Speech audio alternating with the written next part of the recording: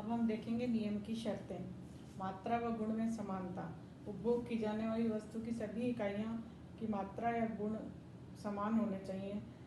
जैसे एक व्यक्ति को पानी पीना है गर्मी में, पहले गिलास में ठंडा पानी या दूसरे में गर्म पानी दे दिया तो उसकी सीमांत उपयोगिता का ह्रास हो जाएगा। पहले गिलास में ठंडा पानी दिया, दूसरे में गर्म पानी दिया तो उससे ह्रास हो जाएगा। मात्रा समान होनी चाहिए। ऐसा नहीं कि हम पहले एक गिलास पानी दें, फिर 2 गिलास पानी दें, 3 गिलास पानी दें, तो निश्चित रूप से उसकी सीमांत उपयोगिता का ह्रास होगा। लेकिन जैसे ही हम उसको सीधे ही एक मग्गा पानी दे देंगे, एक जग पानी दे देंगे, तो उसकी एक इकाई से ही सीमांत उपयोगिता की संतुष्टि भी हो जाएगी और उसमें ऋणात्मक संतुष्टि प्राप्त होने लग जाएगी। इसी प्रकार से पानी ठंडा दे रहे हैं तो ठंडा ही देना चाहिए। ऐसा नहीं कि एक इकाई, पहली इकाई गर्म दे दी, दूसरी इकाई ठंडी दे दी, तो उसकी सीमांत उपयोगिता का नियम लागू नहीं होगा। दूसरी शर्त यह है कि उपभोग की इकाई उपयुक्त मात्रा में होनी चाहिए, ना तो बहुत सूक्ष्म होनी चाहिए, ना ही बहुत विशाल होनी चाहिए। मतलब 1-1 चम्मच पानी देंगे तो हर अगली इकाई से सीमांत उपयोगिता में वृद्धि होगी, और यदि हम उसको 1 बाल्टी पानी दे देंगे तो उससे सीमांत उपयोगिता में उससे ही ह्रास हो जाएगा। इसलिए मात्रा उपयुक्त होनी चाहिए, ना तो बहुत सूक्ष्म होनी चाहिए, ना ही बहुत बड़ी होनी चाहिए। उपभोग में निरंतरता रहनी चाहिए। तीसरी शर्त है इसकी कि क्रियाशीलता, मतलब लगातार उसी इकाई का उपयोग करना चाहिए, उसमें अंतराल नहीं आना चाहिए। जैसे 1 रोटी सुबह खाई, 1 रोटी दोपहर को खाई, 1 रोटी शाम को खाई, तो इससे उसकी सीमांत उपयोगिता में हर इकाई से प्राप्त होने वाली सीमांत उपयोगिता में वृद्धि होगी। लेकिन यदि वही व्यक्ति 3 रोटी लगातार खाता है तो उसकी सीमांत उपयोगिता में क्रमशः कमी होती जाएगी। नेक्स्ट नियम की शर्त है, उपभोग की जाने वाली वस्तु तथा उसकी स्थानापन्न वस्तुओं के मूल्य अपरिवर्तित होने चाहिए।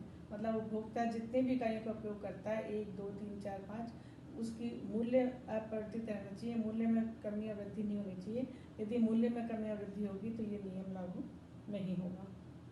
नेक्स्ट शर्त है इसकी, यदि उपभोग की अवधि अपेक्षाकृत लंबी है तो उपभोक्ता की रुचि, आय, आदत, फैशन आदि में किसी प्रकार का परिवर्तन नहीं होना चाहिए। नेक्स्ट शर्त है इसकी, उपभोक्ता की मानसिक स्थिति में परिवर्तन नहीं होना चाहिए। मतलब उपभोक्ता यदि लगातार 6 इकाइयों का उपयोग करता है तो उसकी मानसिक स्थिति एक समान रहनी चाहिए। ऐसा नहीं हो कि पहली इकाई उपयोग करता है, दूसरी इकाई उपयोग करता है तो उसकी सीमांत उपयोगिता में ह्रास होगा, लेकिन अचानक उसको कोई सुखद समाचार मिल जाता है या कोई दुखद समाचार मिल जाता है तो उसकी उपभोग करने की इच्छा शून्य हो सकती है, पूर्ण संतुष्टि बिंदु प्राप्त पहले ही हो सकता है। इसलिए मानसिक स्थिति में किसी प्रकार का परिवर्तन नहीं होना चाहिए। नेक्स्ट विषय शर्त है इसकी, आवश्यकता अनेक वस्तुओं के समूह की आवश्यकता न होकर व्यक्तिगत आवश्यकता होनी चाहिए। तो शान शौकत है, दिखावा है, धनवान है, शक्तिशाली है, किसी आवश्यकता नहीं बनने वाली आवश्यकता के समूह हैं। मतलब कि यदि कोई व्यक्ति अपनी 10 ड्रेस सिलवाता है तो निश्चित रूप से उसकी सीमांत उपयोगिता में क्रमशः धीरे धीरे कमी होगी। लेकिन यदि वो तुलनात्मक रूप से देखता है कि मेरी सहेली के पास 10 ड्रेस हैं तो मेरे पास